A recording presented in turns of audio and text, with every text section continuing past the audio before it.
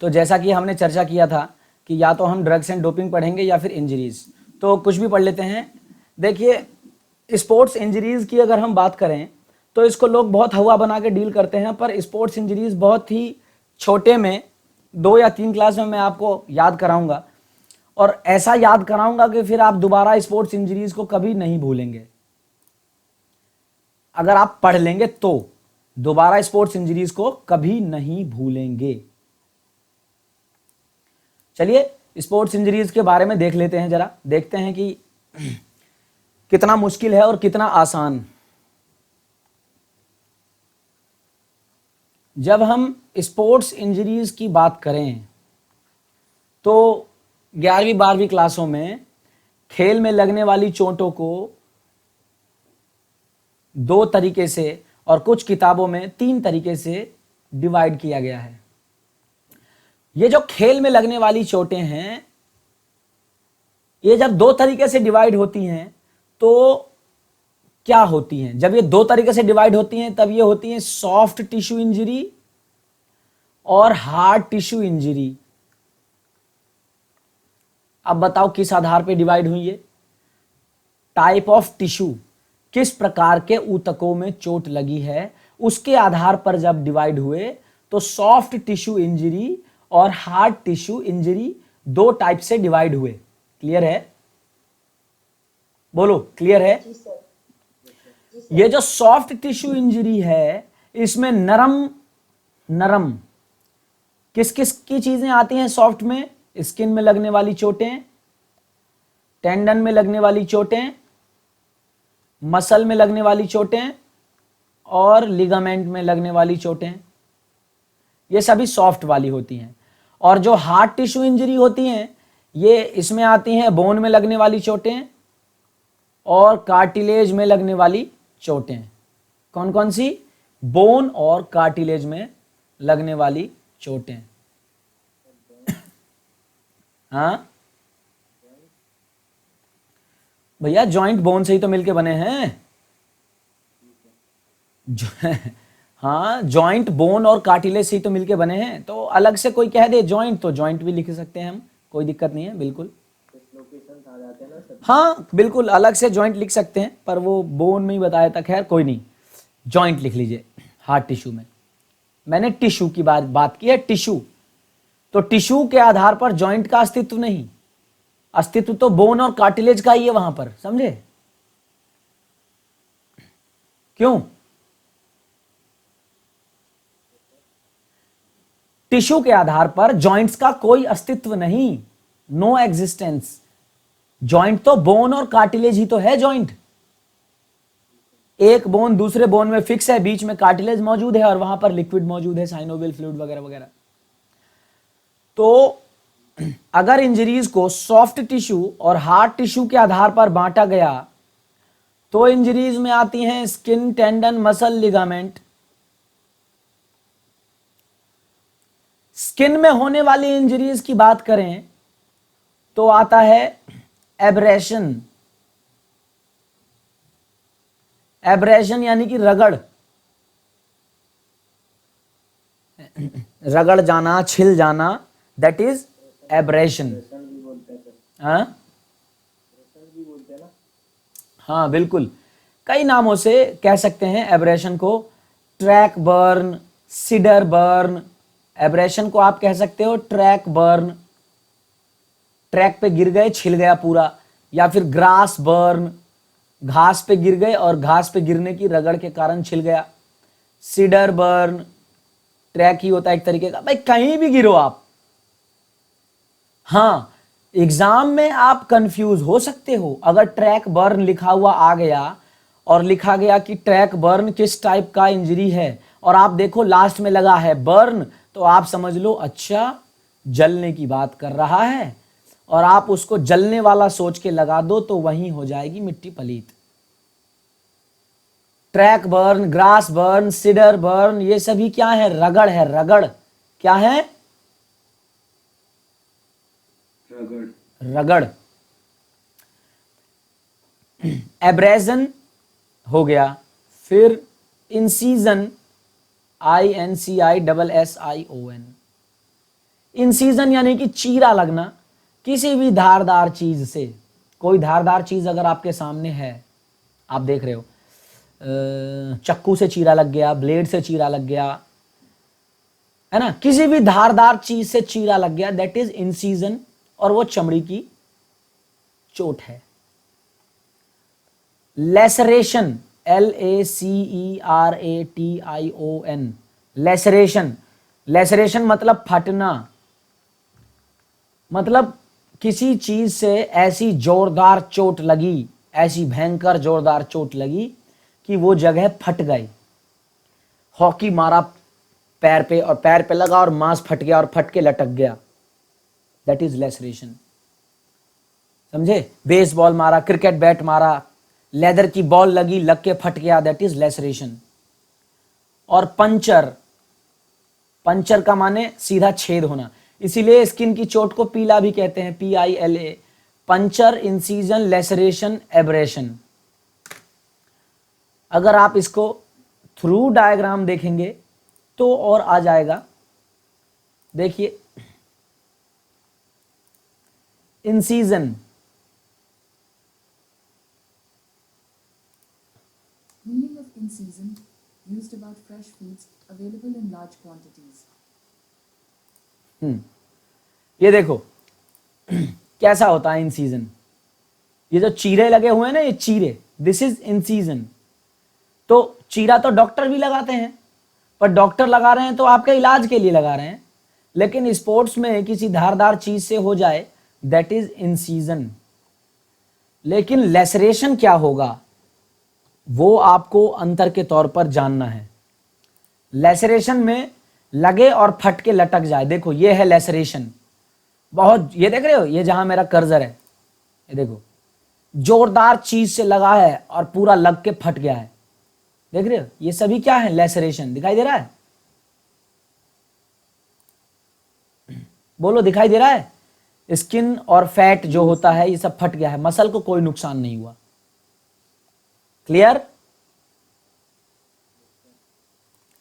अगर एब्रेशन की बात करें, रगड़, तो आप देखो कैसे लगती है रगड़, देख रहे हो ना, रगड़ ऐसे ही लगती है ना रगड़, घास पे गिर के। हाँ जी, तो तो ये सारा, अरे ये तो मीनाक्षी मैडम की आवाज लग रही है, आ गई क्या है मैडम? नहीं आई। तो ये जो ये चारों आपने समझ लिए। अभी हम बात करें टेंडन की।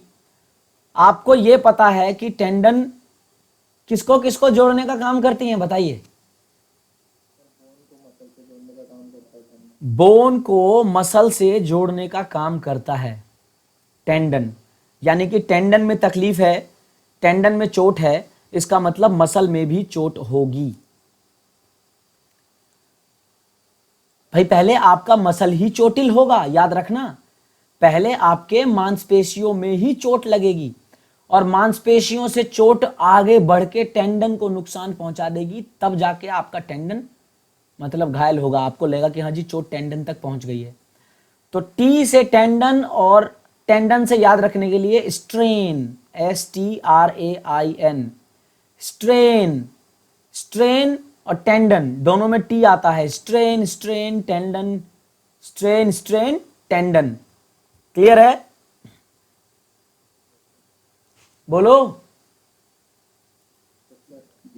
हाँ, स्ट्रेन, लोग कह देते हैं मोच, पर मोच स्ट्रेन नहीं होता, मोच होता है स्प्रेन। और स्ट्रेन का मतलब है कि मांसपेशियों में सूजन या मांस फट गया, जो लोग नॉर्मली कहते हैं कि मांस फट गया होगा, तो एक्चुअली में मांस फट के वो टेंडन को भी नुकसान पहुंचा चुका होता है, तो वहां होता है स्ट्रेन। जब स्ट्रेन होता है तो ये 3 ग्रेड्स में होता है, ग्रेड 1, ग्रेड 2, ग्रेड 3। ग्रेड 1 में एक टेंडन चोटिल हुआ है, दब गया है, सपोज करो ये मेरे हाथ में जो पेन है ये टेंडन है, ये टेंडन चोटिल हो गया है, दब गया है और हल्का सा उधड़ गया, सपोज करो ये आपके सामने टेंडन बना दिया मैंने, ठीक है, इज दैट क्लियर? ये सामने आपके क्या है? टेंडन। अब इस टेंडन में जब ग्रेड 1 स्ट्रेन होगा तो कैसा होगा? हल्का हल्का ऐसे, हल्का हल्का ऐसे, जो ब्लैक से बना रहा हूं मैं, हल्का हल्का ऐसे उधड़ गया समझो। Is that clear? Is that clear? लेकिन यही जब ग्रेड 2 का स्ट्रेन होगा तो हो सकता है एक बंडल पूरा टूट जाए या 2 बंडल ऐसे टूट जाएं। ग्रेड 1 का अगर स्ट्रेन हुआ है, हफ्ता दिन 10 दिन रेस्ट दोगे चलेगा काम। ग्रेड 2 का स्ट्रेन हुआ है तो 20 दिन 25 दिन महीना दिन रेस्ट दोगे चलेगा काम। और ग्रेड 3 का स्ट्रेन होगा तो पूरा का पूरा ऐसे टक से टूट जाएगा, समझे? ऐसे हो जाएगा, ए ऐसे आजा, तो पूरा ही मिट गया। ग्रेड 3 के स्ट्रेन में क्या होगा? पूरा का पूरा बीच में से वो टूट जाएगा, पूरा का पूरा बंडल टूट जाएगा इस तरीके से। क्लियर है? और ग्रेड 3 का स्ट्रेन हुआ तो 3 महीना से 6 महीने तक का रेस्ट मांग सकता है बॉडी, वो भी बिना सर्जरी, कुछ नहीं। ग्रेड 3 स्ट्रेन में आपको सर्जरी चाहिए ही चाहिए। क्लियर है? बोलो क्लियर है?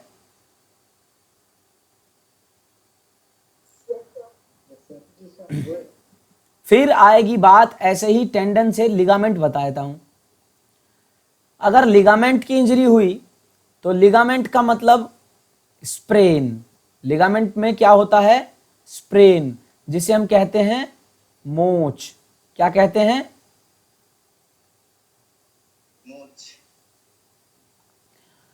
मोच लिगामेंट में आता है। लिगामेंट के अंदर थोड़ी बहुत फ्लेक्सिबिलिटी होती है, टेंडन में नहीं होती फ्लेक्सिबिलिटी, ये आप जानते हैं। लिगामेंट बना होता है white elastic plus yellow collagen fibre दोनों से। आप में से किसी को याद नहीं होगा, ये पढ़ाया है मैंने। व्हाइट इलास्टिक फाइबर और येलो कोलेजन फाइबर दोनों से बना होता है लिगामेंट, इसीलिए उसमें इलास्टिसिटी होती है, लेकिन टेंडन में इलास्टिक फाइबर्स नहीं होते। अब ये जो लिगामेंट है इसमें भी 3 ग्रेड में चोटें लगती हैं। कितनी ग्रेड में? 3 ग्रेड में। Grade 1, grade 2, grade 3। ग्रेड 1 की चोट यानी कि सेम यही चीज, ये अब आपके सामने हरा हरा, ये टेंडन नहीं है, अब लिगामेंट है, थोड़ा थोड़ा उधड़ गया, मतलब ग्रेड 1 चोट है। ग्रेड लिगामेंट में ग्रेड 1 की मोच है, हफ्ता 10 दिन के रेस्ट से ठीक हो जाएगा। ग्रेड 2 हुआ मतलब एक धागा, 2 धागा, एक टूट गया हो, 3 धागा टूट गया हो, इस तरीके से ये 20 से 25 दिन महीना दिन के रेस्ट पे ठीक हो जाएगा। लेकिन अगर ग्रेड 3 स्प्रेन है तो इसका मतलब कि पूरा का पूरा बंडल टूट गया है और अब ये 3 से 6 महीने का रेस्ट मांगेगा और ये बिना सर्जरी के ठीक नहीं होगा। You need surgery. क्लियर है?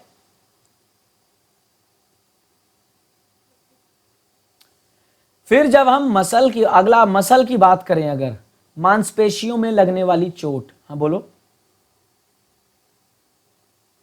बोलो,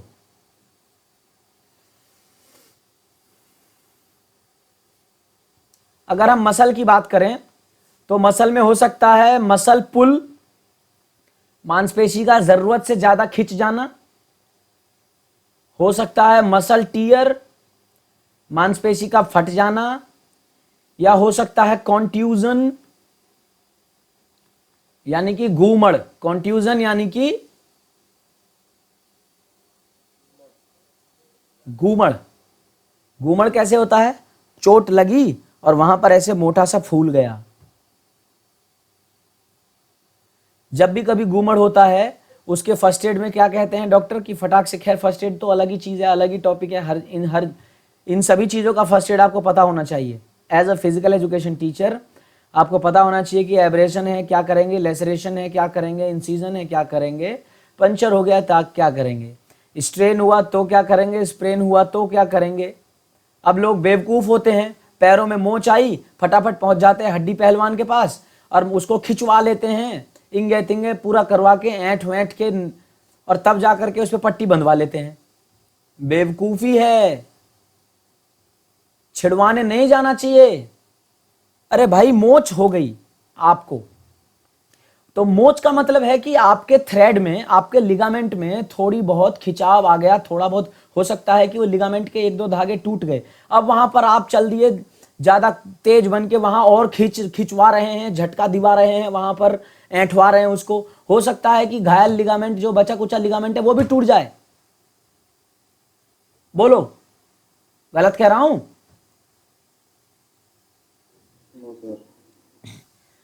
आपको मैं रिसेंट उदाहरण बताता हूं अपना। अभी 2 महीना नहीं हुआ होगा, 1.5 महीना हुआ होगा शायद। मेरे स्कूल में सुबह पहुंचते ही 1:30 बजे ही एक बच्चा आया उधर से, और उसको 2 बच्चे पकड़ के भाग के लेते हुए, सर जी सर जी सर जी, इसका हाथ, इसको चोट लग गई। और जब वो मेरे पास आया तो उसका हाथ यूं हो गया ऐसे, मैं तो करके भी नहीं बता सकता ऐसे। पहले तो मैंने दूर से देखा, मैं बहुत काम में बिजी था, मैंने की हट तेरी तुम्हारे सुबह शाम तक ही, भाग यहाँ से। पर वो सर जी, और उसका हाथ ऐसे हो गया यूं।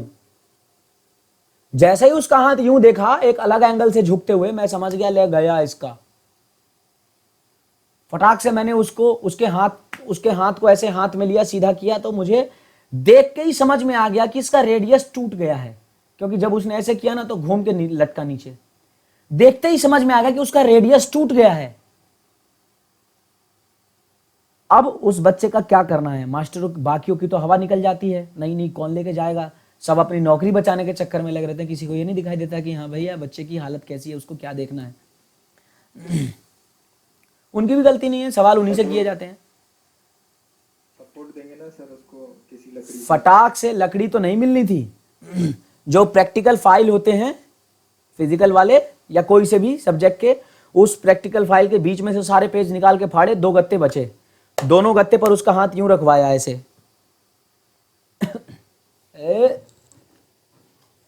ऐसे रखवाया उसका हाथ मैंने। और बैंडेज जो होता है, जो हमारे पास बैंडेज होता है डॉक्टर वाला, उस बैंडेज को लेके और पूरे हाथ को लपेट दिया गत्ते पे। बस उसको बोला ऐसे ही लेके जाओ, मतलब लेके चलो। मैं लेके गया उसको साथ में।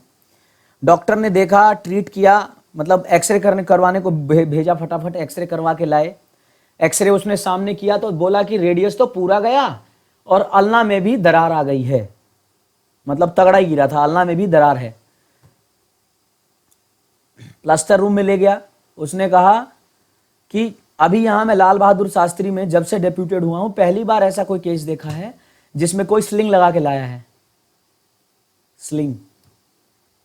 मैंने कहा सर फिजिकल वाले हैं हम गर्व से। इनका शाबाश भाई, फिजिकल वाले हैं हम, वो भी नए जमाने के।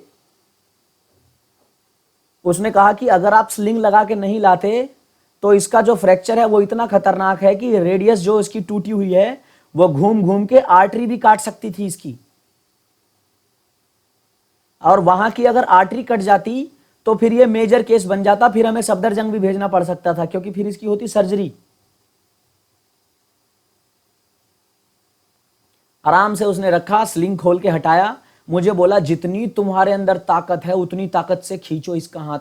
ये उंगली 3 उंगली 4 उंगली पकड़ी मैंने ऐसे करके, और जितनी ताकत थी उतनी ताकत से मैंने खींचा, और एक बंदे ने पूरी ताकत से इधर से खींचा, क्योंकि टूट के ना ऐसे हो गया था वो ऊपर नीचे।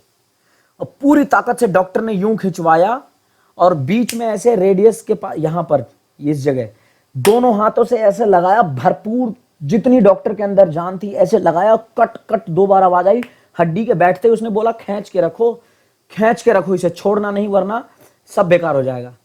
अब पूरे हाथ दुखने लगे, 5 मिनट लग गए थे। पूरा खींच के रखा, मैंने भी खींच के रखा, दूसरे बंदे ने भी खींच के रखा। तब तक डॉक्टर ने फटाफट उसके ऊपर पीओपी का वो जो पट्टी वाली होती चढ़ाया, लपेटते ही सूख गया। इतनी तेजी से सूखा वो पीओपी, और जैसे ही पूरा लपेटा उसने बोला छोड़ दो अब हो गया, आप कहीं नहीं जाएगा।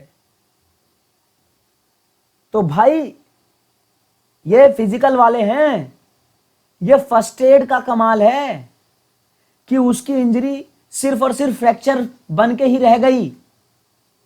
उसकी इंजरी फ्रैक्चर से मेजर कंपाउंड फ्रैक्चर में और आर्टरी डैमेज नहीं हुई।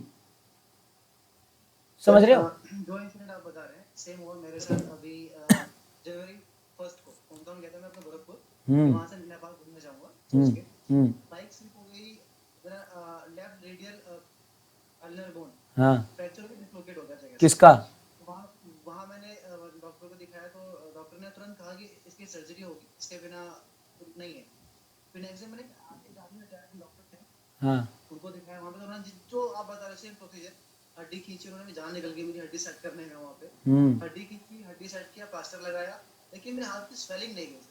फिर यहाँ आया मैं नेक्स्ट डे 2 तारीख को मैं यहाँ गया, फिर मैंने यहाँ प्रकाश में दिखाया, कैलाश में दिखाया, तो एक सर्जन थे, उन्होंने कहा कि नितिन देखो अभी जो कंडीशन है इससे आपकी बोन जुट तो जाएगी, लेकिन इसके हिसाब से होगा जैसे अभी बोन आपकी बाहर की तरफ, अगर चाहते हो कि पहले ऐसा मूवमेंट हो तो इसको ऑपरेशन ही हो पाए। बिल्कुल। तो सर्जरी हुई, प्लेट पड़ी है मेरे रिस्ट में, लेफ्ट रिस्ट में मूवमेंट अच्छे से होता है, लेकिन अभी भी मैं पुशअप्स नहीं कर पाता, अपना पर लोड नहीं ले पाता, 2 महीने में तो अभी भी हीलिंग प्रोसेस है। और मैं उस ऑलमोस्ट 1 घंटा ट्रेवल किया मैंने जहाँ पे एक्सीडेंट हुआ वहाँ से हॉस्पिटल तक, तो वहाँ पे तो ना मुझे कुछ मिला वहाँ पे सपोर्ट के लिए, तो मैं अपने खुद का हाथ इसके नीचे लगा के और उसको मैं पोजिशन में रखा था कि ब्लड प्रेशर उस तरफ थोड़ा कम हो, और उसको उठा के मैं सेम लेके गया। घंटा भर पेन से जो खाना मुझे पता है कैसे चला। भाई साहब, अगर स्थिति ज्यादा बिगड़ती और अगर कोई रेडियस मतलब वहां पर कोई आर्टरी या वेन कट जाती तो किसी भी हाल में कुछ नहीं पॉसिबल था। तो भैया फर्स्ट एड का यही कमाल है, इसीलिए चाहिए। अवेयरनेस की तो हाँ बिल्कुल, अवेयरनेस होनी चाहिए। लगे तो डॉक्टर ने और कई बार ऐसा होता है ना कि नॉलेज नहीं होती कि फ्रैक्चर है क्या है, तो डॉक्टर ना ऐसे ही बोल देते हैं कि कच्चा प्लास्टर लगा दो, ये लगा दो, और वो सर मैंने देखा है कई बार। नहीं, तो आपको होनी चाहिए ना भाई नॉलेज, आपको होनी चाहिए ना भाई। मैं तो जब दवाई भी डॉक्टर इंजेक्शन भी लगा रहा होता है ना तो बोलता हूँ कि भैया कौन सा लगाया दिखाइए जरा, पढ़ लूँ जरा मैं इसे, साले गूगल पे पढ़ूंगा मैं इसकी सारी डिटेल। तो भाई साहब आपको भी तो होनी चाहिए नॉलेज। आप देख रहे हो फ्रैक्चर के सिम्टम्स होते हैं, हाथ में फ्रैक्चर हुआ बस वो मूवमेंट बंद हो जाएगी, उंगली अंगूठा पता चल जाता है कि जी हाँ गया। खैर पढ़ेंगे हम, मौका लगा के उसको भी पढ़ेंगे, फर्स्ट एड वगैरह भी थोड़ा बहुत जानेंगे, क्योंकि उसमें से भी बहुत नहीं तो 2-4 नंबर के क्वेश्चन या राजस्थान यूपी उत्तराखंड वगैरह में देखोगे तो उसमें तो बनने के चांसेस रहते ही हैं काफी। खैर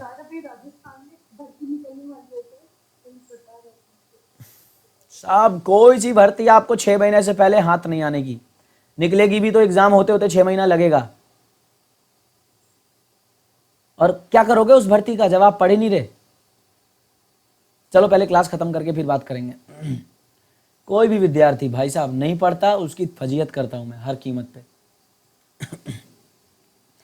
तो मसल में मसल पुल, मसल टियर और कॉन्ट्यूजन, ऐसे ही जब कॉन्ट्यूजन हो जाता है ना, चोट लगी और चोट लगते ही वहां पर फूल गया, मोटा सा गूमड़ निकल गया, तो सबसे पहला फर्स्ट एड यही होता है कि आप उस पर प्रेस करो, प्रेशर बनाओ ताकि वो सूजे नहीं, वो फूले नहीं ज्यादा।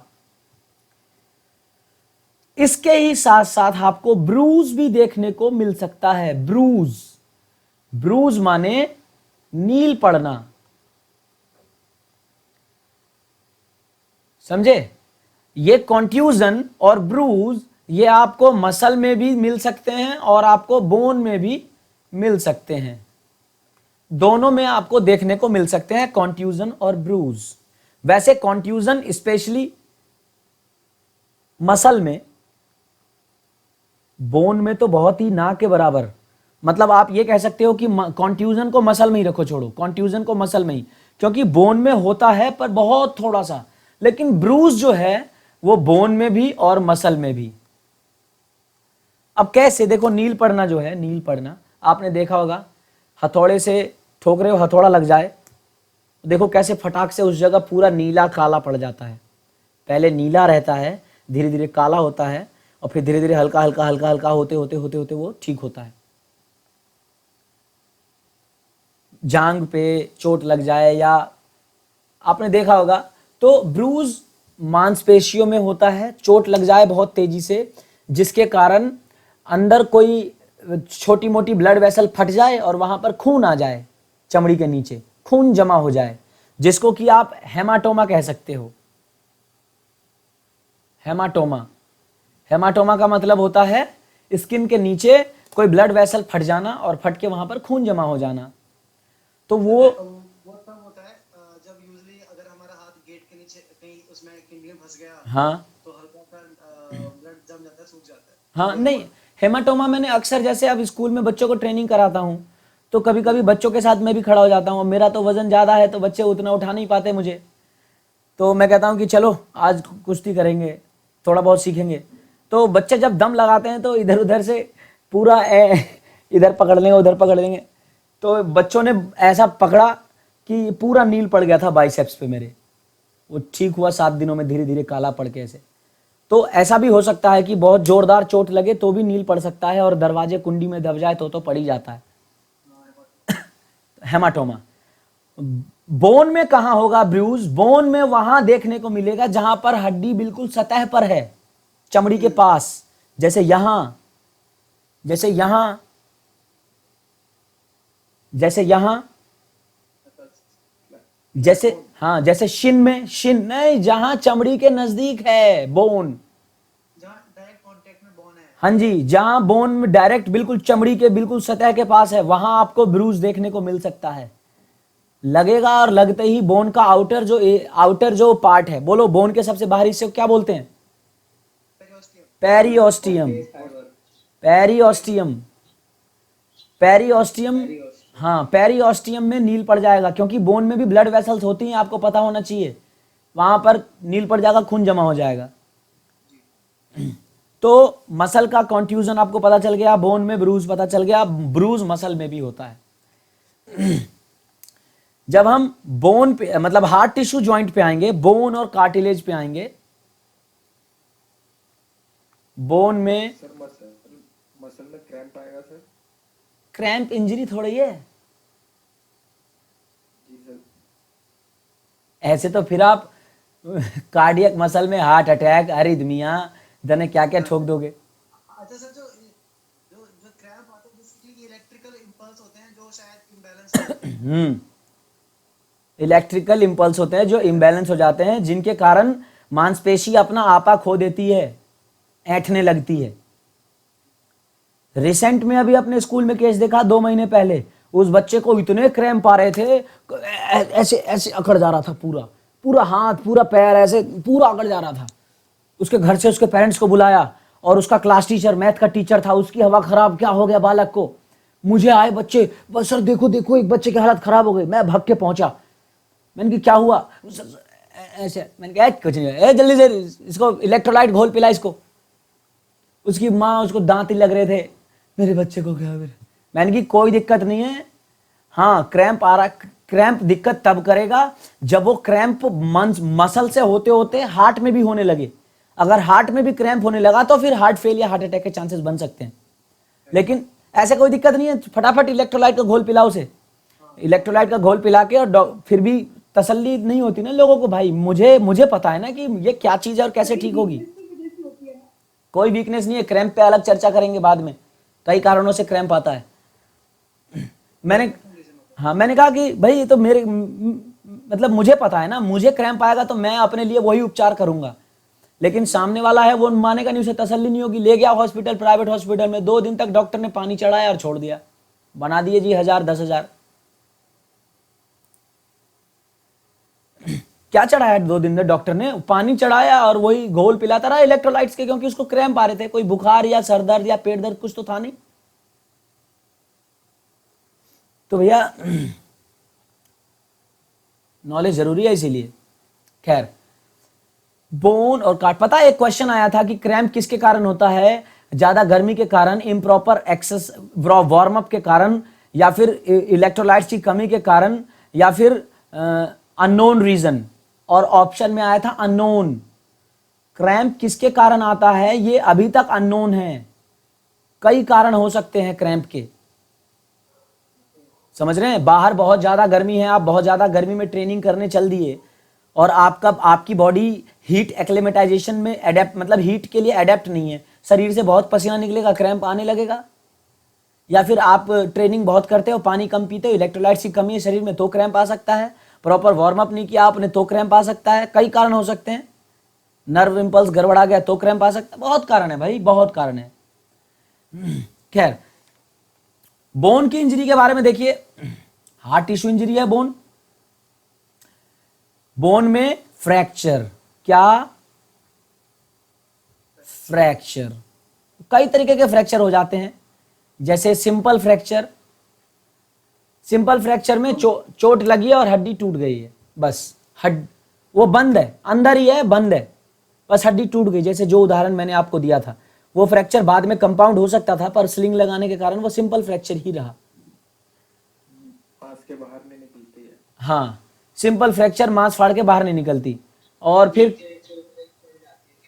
जो कंपाउंड फ्रैक्चर होता है उसमें हड्डी टूट के मांस फाड़ के बाहर निकल जाती है।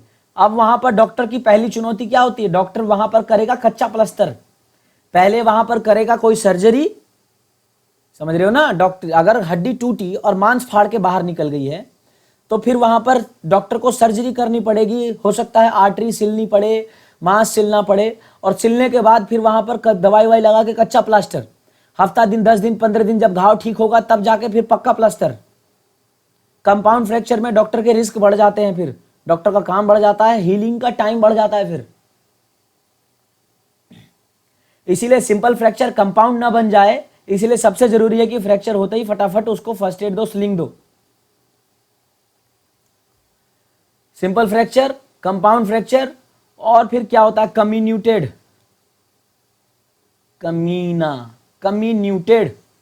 कम्युन्यूटेड में चूरा चूरा बन जाता है फ्रैक्चर होके, हड्डी का चूरा चूरा, समझ रहे हो। गाड़ी का पहिया चढ़ गया, या इस तरीके से चोट लगी है कि हड्डी के 5-7 टुकड़े हो गए वहीं पर, छोटे छोटे छोटे छोटे। कम्युनिकेटेड कोई कॉम्प्लेक्स बोलते हैं ना सर। हाँ, कॉम्प्लेक्स। तो वो ज्यादा रिस्की होता है। फिर मान लो ये मेरा हाथ है और इतने एरिया की हड्डी का चूरा चूरा हो चुका है, इतने एरिया की हड्डी का, तो अब क्या होगा? डॉक्टर उस हड्डी को जोड़ तो सकता नहीं, फिर इतने दूर के लिए फिर क्या करेगा? वो रॉड लगाएगा, 1 रॉड या 2 रॉड या 3 रॉड, जितनी लगानी पड़े रॉड लगाएगा। जैसे वो पांडे जी वो गिझौड़ में अनुज का हो गया था, हाँ यार, जांग टूटने से। और भाई साहब 6-8 महीना तक वो रहा, और उसके बाद भी डॉक्टर, जब दोबारा 6-8 महीने बाद भी पता चला कि वो जुड़ नहीं रही हड्डियां, फिर दोबारा सर्जरी करी, तब जा करके ठीक हुआ बाद में। हमारा एक फ्रेंड था निपुण, फर्स्ट एड की कमी के कारण ही तो हाथ काटना पड़ा उसको, याद है? निपुण तो सर अभी भी देखते हैं वैसे वो एक हाथ कटाना उसका, हाँ, गिरा वो, और गिरने के कारण जो साइड में जो डिवाइडर्स होते थे पहले, उन डिवाइडरों पे लोहे जो होते थे, लोहे, अब तो डिवाइडर को आरसीसी कर दिया क्योंकि एक्सीडेंट बहुत होते थे। वो लोहे जो होते थे उस लोहे पे गिरा और गिर के उसका हाथ में लोहा छीर गया, छेद दिया पूरा, और वो काफी देर वहीं पड़ा रहा।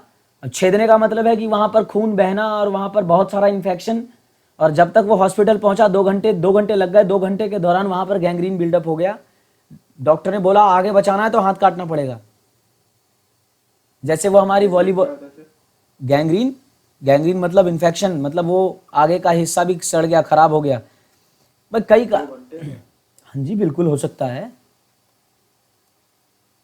भाई आपने वो अरुणिमा सिन्हा का नहीं सुना? वॉलीबॉल प्लेयर, सुना था। माउंट एवरेस्ट की चढ़ाई करी, क्या हुआ था? चेन के चीरे धक्का दे दिया, रात भर पड़ी रही, पता चला घाव, दोनों पैर कट गए हैं, घाव हो गया, चूहे खा रहे हैं घाव को। सुबह वो हॉस्पिटल पहुंचाया गया। डॉक्टर ने कहा कि अगर तुम्हें जिंदा रहना है तो बाकी का बचा हिस्सा भी काटना होगा, कमर के नीचे, पैर घुटने से भी ऊपर जांग तक काटना होगा, और उसके लिए हमारे पास एनेस्थीसिया भी नहीं है। उसने कहा कोई बात नहीं, आप मुझे होश में ही काट दो, और होश में ही उसका बाकी का हिस्सा काटा गया। बिस्तर पे पड़े पड़े, हॉस्पिटल के बेड पे पड़े पड़े वो ये सोचती थी कि अब मैं क्या करूं, क्यों भगवान ने मुझे जिंदा रखा, जरूर इसके पीछे कोई कारण होगा। और उन्होंने सोचा मैं माउंट एवरेस्ट की चढ़ाई करूंगी। सब उसे मना करते थे, बेवकूफ़ मानते थे, नहीं कर पाती, नहीं कर पाएगी, पर उसने ठानी और माउंट एवरेस्ट की चढ़ाई करी दोनों कटे हुए टांगों से। खैर, तो फर्स्ट एड बहुत जरूरी है, ये समझाना है मुझे। एनेस्थीसिया क्या होता है सर? एनेस्थीसिया बेहोश करने के लिए, सुन्न करने के लिए, बेहोश करने के लिए। सिंपल, कंपाउंड और कम्युनिटेड फ्रैक्चर तीनों जान लिया आपने।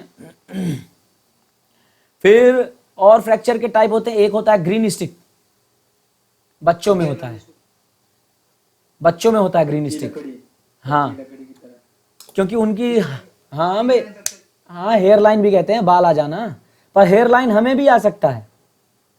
हाँ हाँ हाँ, हेयर लाइन हमें भी आ सकता है, लेकिन ग्रीन स्टिक हमें नहीं हो सकता। That's a difference. Green stick छोटे बच्चों में होता है, हड्डी उनकी लचीली होती है, एक तरफ से मुड़ जाती है, दूसरी तरफ से चटक जाती है, दैट इज ग्रीन स्टिक। जैसे पेड़ से तोड़ो हरी डंडी और उसको टुकड़े में तोड़ने के लिए मोड़ो तो एक तरफ से पूरी मुड़ जाएगी और एक तरफ से टेढ़ी मेढ़ी हो जाएगी, मतलब चटक जाएगी, that is green stick fracture. ये तो चोट, चलो ये तो जैसे भी है, पर एंगल ऑफ हिट, किस एंगल से चोट लगा है उसके हिसाब से भी फ्रैक्चर होता है। अगर किसी, सपोज करो ये एक हड्डी है और इस पे ऐसे तिरछा लगा है तो इसको बोलेंगे ऑब्लिक फ्रैक्चर, समझे। अगर इस पे सीधा ऐसे लगा है 90 डिग्री पे, हाँ 90 डिग्री पे लगा है तो ट्रांसवर्स फ्रैक्चर। और अगर हड्डी ऐंठ गई है और ऐसे होके टूटी है तो स्पाइरल फ्रैक्चर। जैसे बचपन में हाथ मरोड़, वर्टिकल, वर्टिकल तो सीधा खड़ा है, ऊपर से ऐसे चोट लगे ऐसे और यूं दरड़ जाए, ऐसे बीच में से हड्डी यूं दरड़ जाए, तब कह सकते हो आप। छत से कूदे तो हाँ, छत से कूदे तो हो सकता है। तो इस तरीके से एंगल के हिसाब से भी फ्रैक्चर आप देख सकते हैं। और भी कह सकते हैं पैथोजन, हाँ बोल, हाँ डिप्रेस्ड आपको मिल सकता है उसमें, स्पोर्ट्स में बॉल लगी जोरदार और ऐसे लग के और अंदर धंसा दिया, हड्डी टूट के अंदर धंस गई। मैं ऐसे तोड़ के तो समझा नहीं सकता, पर अगर आप में से किसी ने बेल खाया हो, बेल पत्र वाला, बेल पत्थर, बेल खाया है, हाँ जी, उस बेल को ऊपर से मारो किसी चीज से, तब जो बेल फूटेगा, आधा फूट के और छिलका उसका धंस जाएगा, दैट इज डिप्रेस्ड फ्रैक्चर, समझे।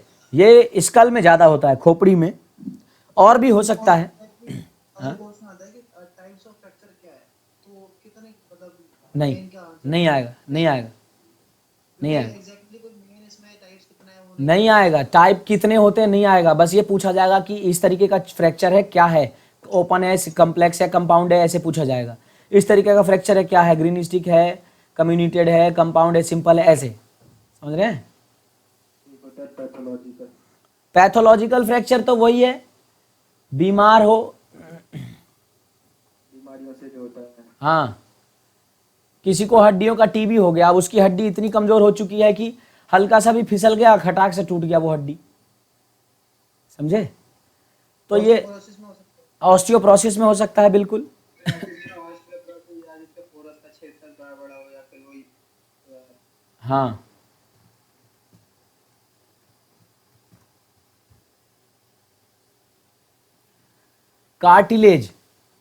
कार्टिलेज में भी फ्रैक्चर होता है। अच्छा, एक चीज और, अभी मैंने आपको सिर्फ और सिर्फ टाइप ऑफ टिश्यू के हिसाब से पढ़ा है, याद रखना। किसके हिसाब से? Type of tissue. क्या हो रहा है ये पसीने की वजह से।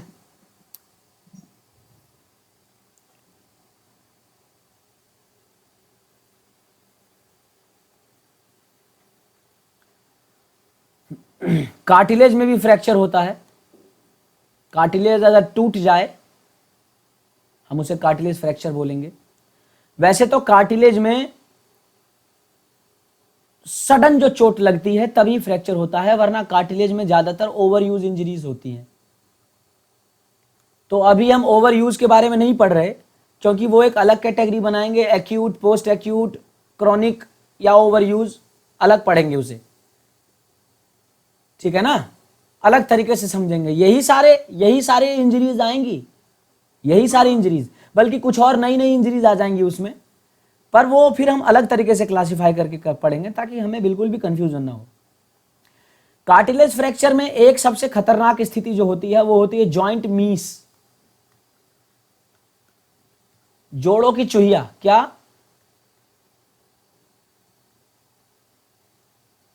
क्या चीज?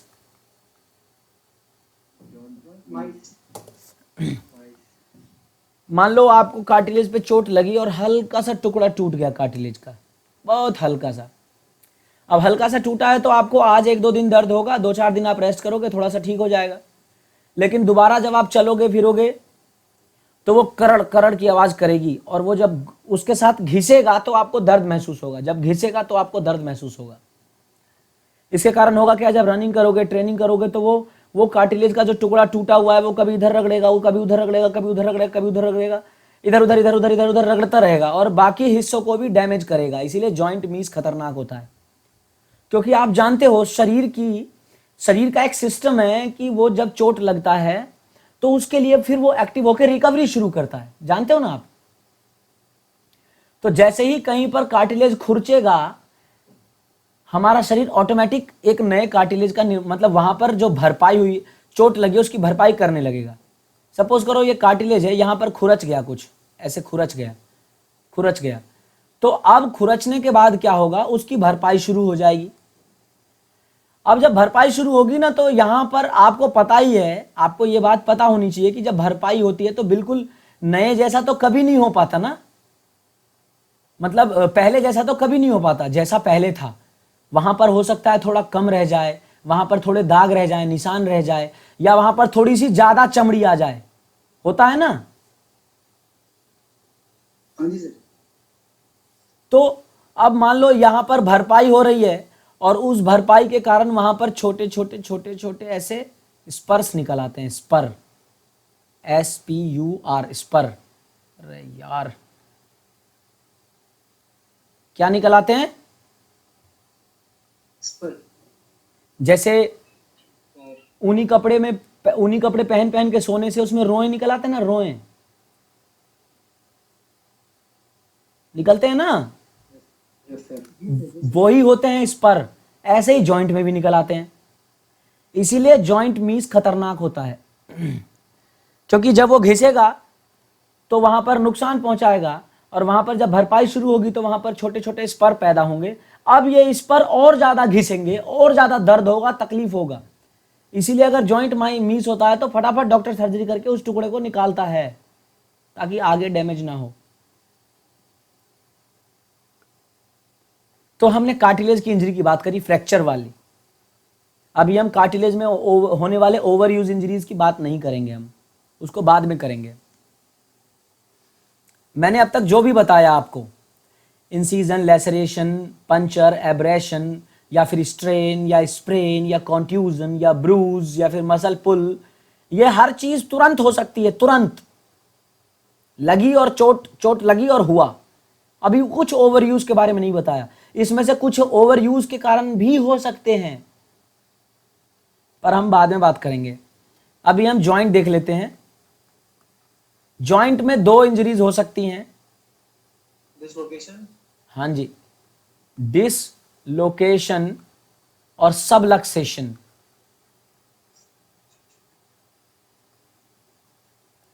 सबलक्सेशन का मतलब, हाँ जी, सबलक्सेशन का मतलब होता है आधा हड्डी उतरना, आधा उतरना। क्या हो रहा है ये,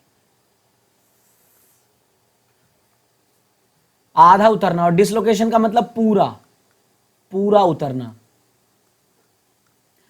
तो जब डिसलोकेशन होता है तो पूरी की पूरी हड्डी उतर जाती है, एक जोड़ दूसरे जोड़ से निकल जाता है। और सबलक्सेशन में वो आधा निकलता है ऐसे, फिर हम उसे ठोक ठाक के मूवीज में देखते हैं ना, उतर गया। और साउथ वाली मूवी में तो कुछ ज्यादा ही होता है, कट कट कट कट करके तुरंत तैयार हो जाते हैं। हॉलीवुड में क्या होगा, वो पत्थर वत्थर के बीच में फंसाते हैं अपना हाथ और तब कुक करके करते हैं।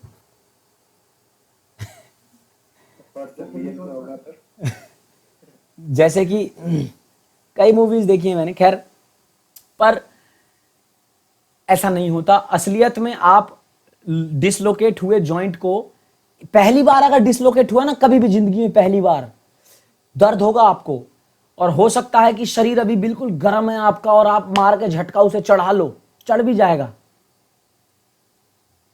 दूसरी तीसरी बार अगर होगा तो उतना दर्द नहीं होगा, फिर तो आप फटाक से चढ़ा लोगे उसे।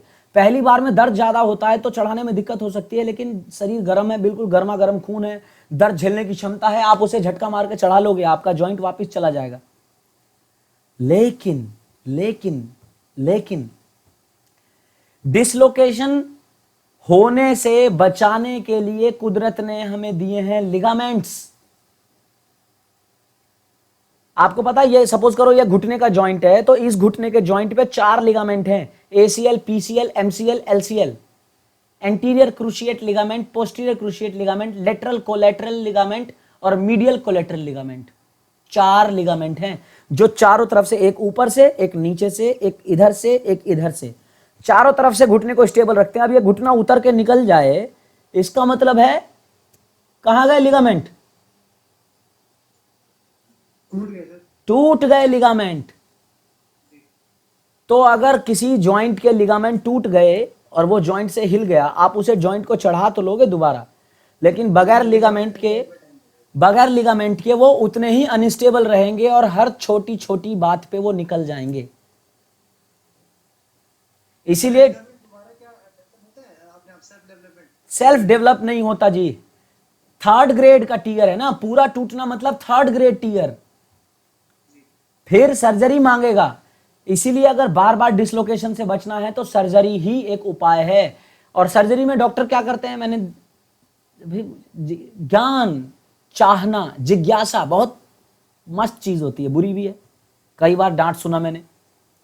डॉक्टर क्या करते हैं, कहीं से आपका टेंडन काटेंगे, लिगामेंट कहां से लाएंगे ना, कहीं से टेंडन काटेंगे पतला सा, और उस टेंडन को निकाल के और आपके लिगामेंट की जगह सर्जरी करेंगे उसकी,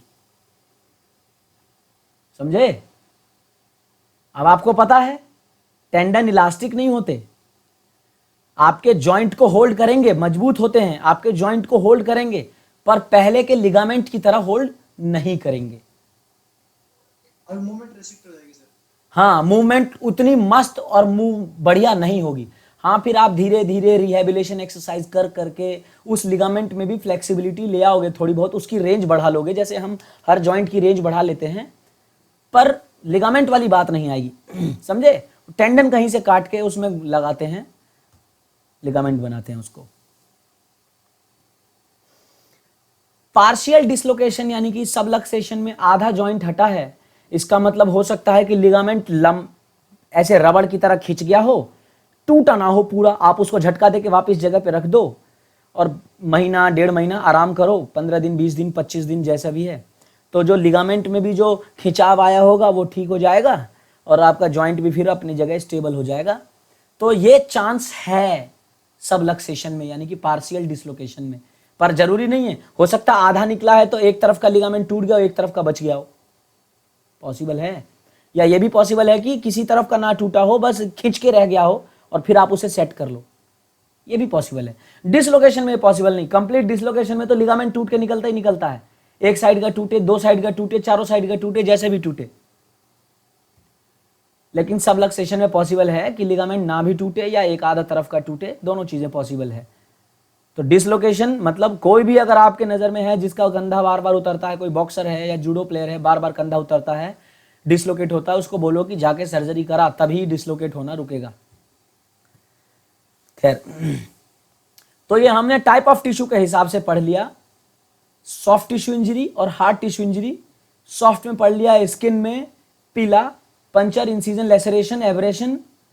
फिर पढ़ लिया हमने स्ट्रेन, स्प्रेन, और मसल में हमने पढ़ लिया कॉन्ट्यूजन, ब्रूज, मसल पुल, मसल टियर। बोन में पढ़ लिए फ्रैक्चर, जॉइंट में फ्रैक्चर, और सॉरी इसमें कार्टिलेज में फ्रैक्चर, और जॉइंट में डिसलोकेशन, सबलक्सेशन। ये आज के लिए। अगली क्लास में हम दूसरे टाइप से इसको पढ़ेंगे, मतलब इंजरी को दूसरे टाइप से पढ़ेंगे, उसके बारे में बाकी चीज़ें जानेंगे, ओवर यूज वगैरह वगैरह क्या है, कंपार्टमेंट सिंड्रोम क्या होता है, ये